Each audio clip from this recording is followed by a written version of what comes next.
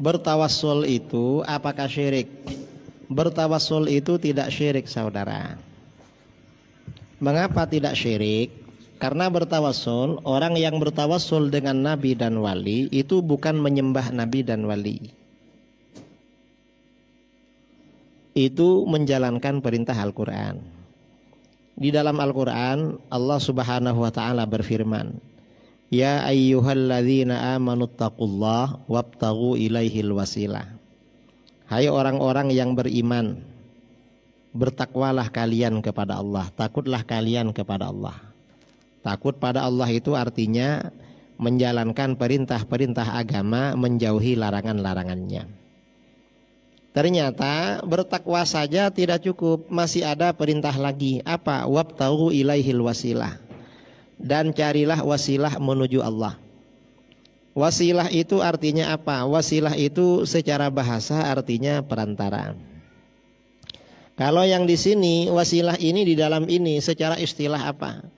Para ulama ahli tafsir, misalnya Al-Imam Ibnu Katsir, dalam kitabnya Tafsirul Qur'anil Azim, beliau mengatakan wal wasila hiyallati yutawassalu biha ila tahsiril maksud. Wasilah adalah sesuatu yang mengantarkan kita menghasilkan apa yang menjadi tujuan kita. Ini contoh ya. Saya dari Surabaya ke Pekanbaru. Kalau jalan kaki kira-kira berapa lama? Ya lama, karena nggak bisa terbang. Kalau naik mobil lebih cepat. Karena ingin lebih cepat naik pesawat. Pesawat itu dari Surabaya ke Pekanbaru kalau yang langsung dulu 2 jam. Kalau transit Jakarta dari Surabaya ke Jakarta 1 jam 15 menit, dari Jakarta ke Pekanbaru 1 jam setengah. Nah, pesawat itu namanya wasilah. Cuma wasilah dari Jakarta, dari Surabaya ke Pekanbaru. Artinya mempercepat, menghasilkan apa yang menjadi keinginan kita. Kita ini kan banyak keinginan. Keinginan kita ini banyak, orang banyak keinginan. Orang itu banyak keinginan. Kalau gak punya dosa, gak punya maksiat, dekat kepada Allah, oleh Allah dituruti. Dan gak perlu minta, ingin aja dituruti. Saya dulu di Jawa ya, kami di Jawa. Ada sebagian ulama kami, ulama kita di Jawa. Istrinya itu mungkin waliullah, kekasih Allah. Setiap ingin sesuatu, gak minta ada orang ngasih. Misalnya ingin mangga, padahal sekarang bukan musim mangga. Beliau cuma bilang, saya ini kok pingin makan mangga ya. Pingin sekali makan mangga. Tiba-tiba dapat 1 jam ada tamu datang bawa oleh-oleh mangga. Padahal cari mangga di pasar-pasar gak ada. Tapi tersedia. Kadang-kadang ingin durian. Di Jawa itu gak sama dengan di Pekanbaru. Kalau di Pekanbaru, di Medan, di Aceh, durian kan tiap hari ada.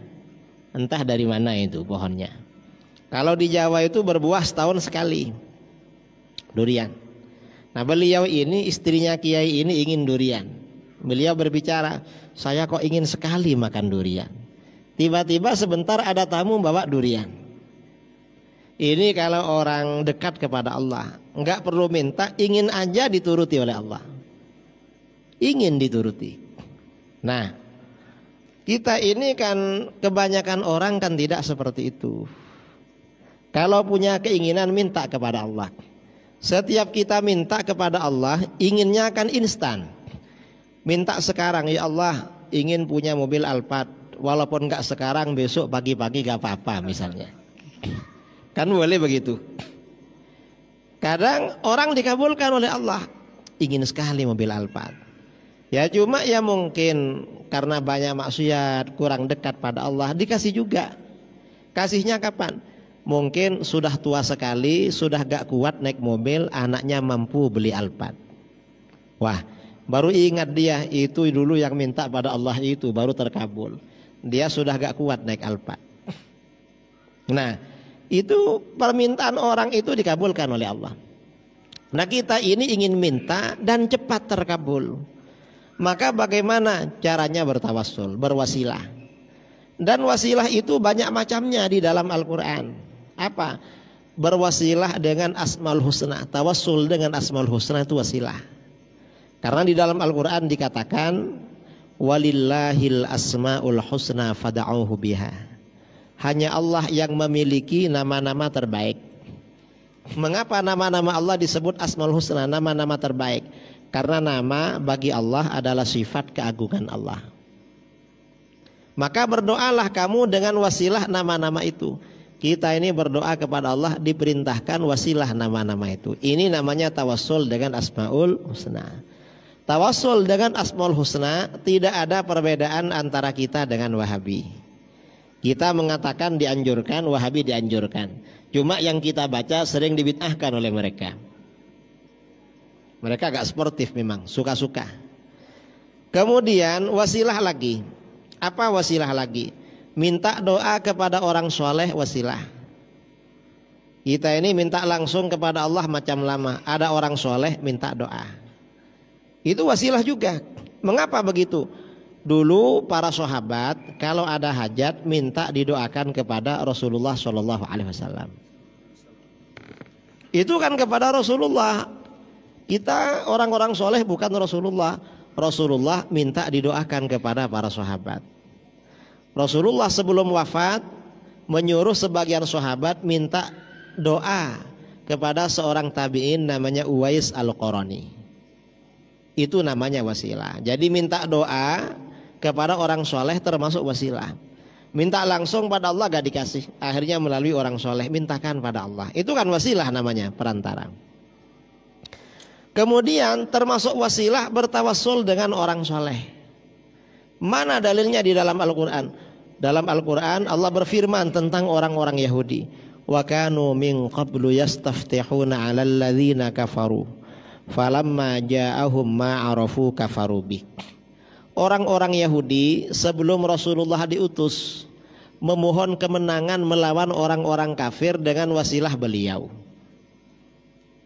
Ketika Rasulullah ini datang kepada mereka dan mereka tahu pada beliau, malah mereka kafir kepada Rasulullah. Orang Yahudi itu dulu kalau akan perang dengan orang kafir tawassul. Gimana tawassulnya? Allahumma ansurna 'alal kafirin binabiyyikal mab'uts fi akhiriz zaman. Ya Allah, berikan kami kemenangan melawan orang-orang kafir dengan wasilah nabimu yang diutus di akhir zaman. Bertawassul. Cuma setelah Rasulullah diutus, karena ternyata Rasulullah ini bukan orang Yahudi tapi orang Arab, mereka iri, akhirnya ingkar itu. Hasud. Pada orang Arab hasud luar biasa. Itu Yahudi. Nah ini artinya wasilah tawassul. Jadi tawassul gak syirik, itu ajaran Al-Quran.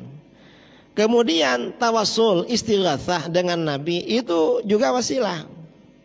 Mengapa wasilah? Diajarkan pula oleh Rasulullah SAW. Suatu ketika Rasulullah mengajar di rumah salah seorang sahabat. Ini hadisnya sahih. Tiba-tiba ada seorang tunanetra, ada orang buta datang menghadap beliau. Apa kata orang buta itu? Orang buta itu berkata, ya Rasulullah, ud'ullah ayyakshifa baswari. Hai Rasulullah, doakan pada Allah agar Allah menyembuhkan aku dari buta. Apa jawaban Rasulullah? Rasulullah menjawab, in syi'ta sabarta fahuwa khairun lak. Kamu kalau mau, kamu yang sabar aja. Biar kamu tetap buta, karena itu lebih baik buat kamu. Tapi wa in syi'ta, dan kalau kamu mau, da'utu, kamu aku doakan. Ternyata kata laki-laki itu, doakan aja Rasulullah, ingin melihat. Akhirnya apa? Ternyata Rasulullah menyuruh laki-laki itu, itil midha'ah. Kamu datang ke tempat wudu, fa ahsinil wudu, kerjakan wudu dengan baik. Tsumma atil masjid, setelah berwudu dengan baik kamu ke masjid. Fa sholli rak'atain, lalu kamu sholat 2 rakaat. Tsumma qul, lalu katakan, Allahumma inni as'aluka. Ya Allah, sesungguhnya aku memohon kepada Engkau. Wa atawajjahu ilaika, dan bertawassul kepada Engkau. Binabiyyika Muhammadin sallallahu alaihi wasallam, Nabiyyur rahmah, dengan wasilah nabimu Nabi Muhammad, Nabi pembawa rahmat.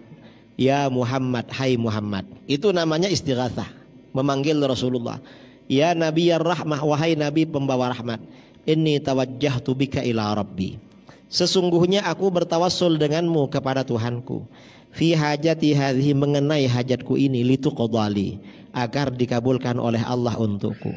Allahumma fasyaffi'hu fiyya wa syaffi'ani fi nafsi.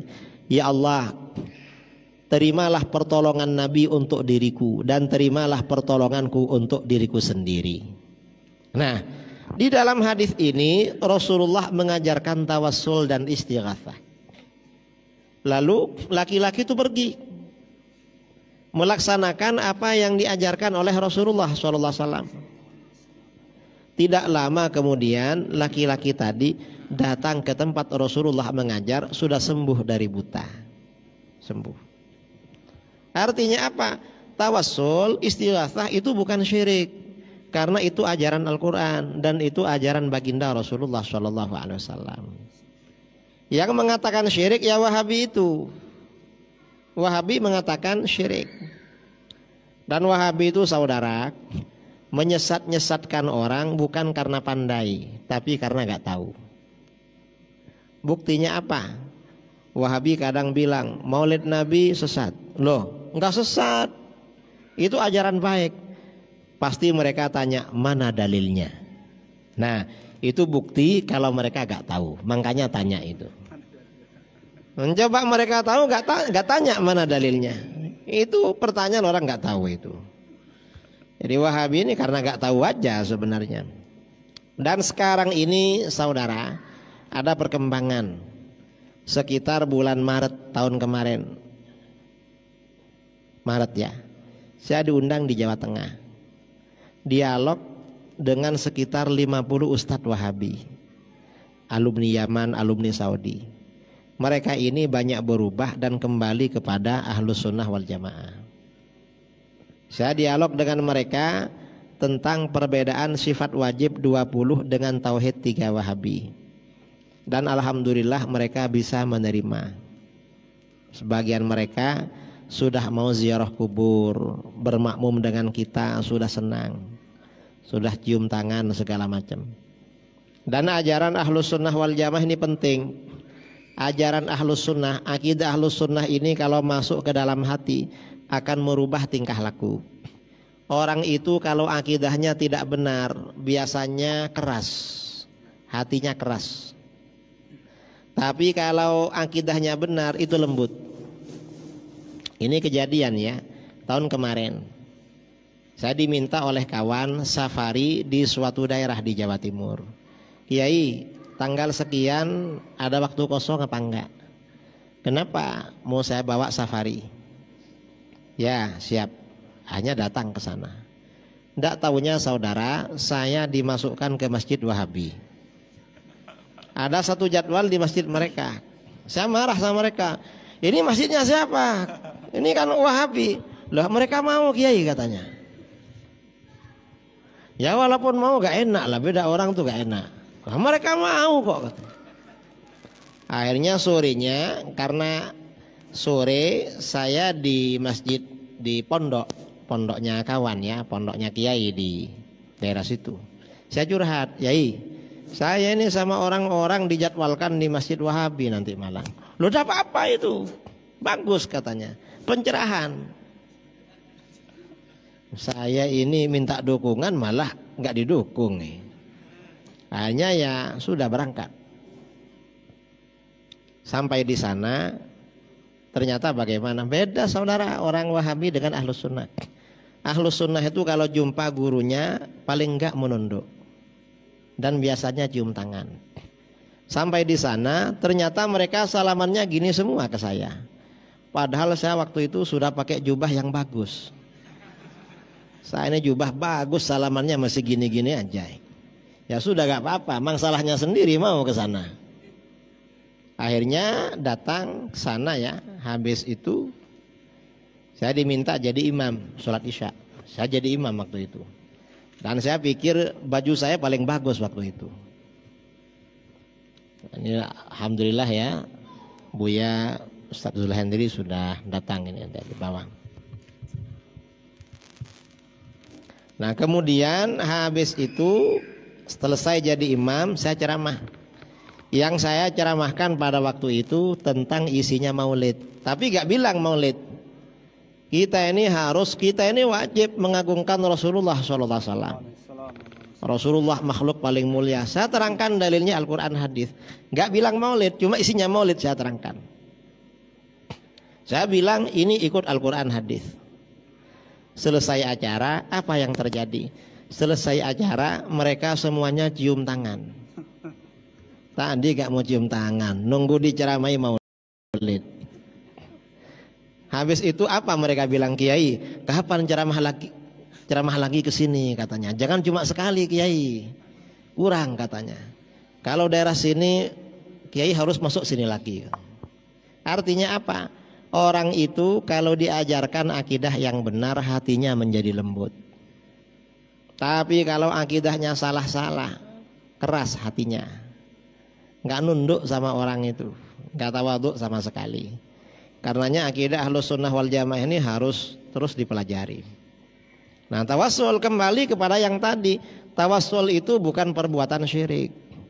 Kalau tawassul itu syirik, ya nggak ada di dalam Al-Quran, di dalam hadis-hadis nggak ada. Nah, Wahabi yang menolak tawassul itu alasannya apa? Ya tadi itu, Wahabi ini mentahrif ajaran Al-Quran. Lalu mereka pakai alat yang namanya tauhid rububiyah uluhiyah.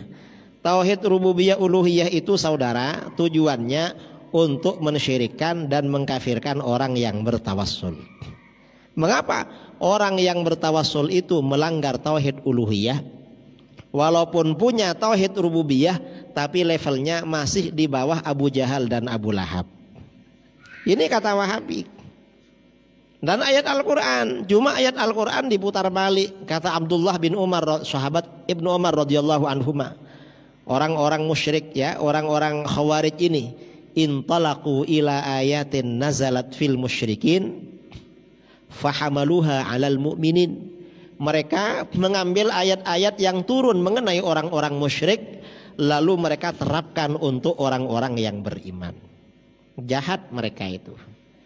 Karenanya hati-hati dengan Wahabi itu. Saya kira masalah tawassul ya, masalah tawassul sudah jelas.